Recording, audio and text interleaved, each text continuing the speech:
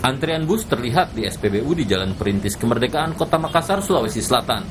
Bus yang mengantre ini mencoba mendapatkan solar yang stoknya hampir kosong di SPBU tersebut. Para sopir truk mengaku sudah mengantre sejak dini hari karena takut tak kebagian solar. Saya mau isi solar ini.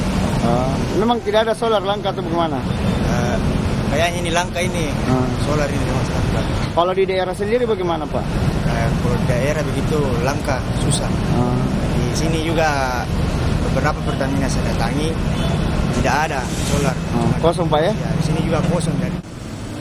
Pihak Pertamina berdalih penyaluran solar di SPBU relatif lancar dan meminta kepada konsumen untuk membeli bahan bakar minyak tidak berlebihan.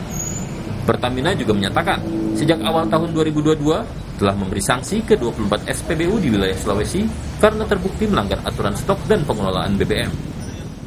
Nah, adanya antrian tersebut itu kami maknai sebagai akibat dari mungkin wacana yang berkembang seputar isu BBM di sekitar kita sehingga itu memicu konsumsi yang berlebih dari masyarakat. Nah, kami himbau kepada masyarakat untuk tidak melakukan konsumsi secara berlebih karena stok ini relatif aman. Sementara itu di Kota Samarinda, Kalimantan Timur, keluhan sopir truk karena sulitnya mendapatkan solar bersubsidi ditanggapi Wali Kota Samarinda.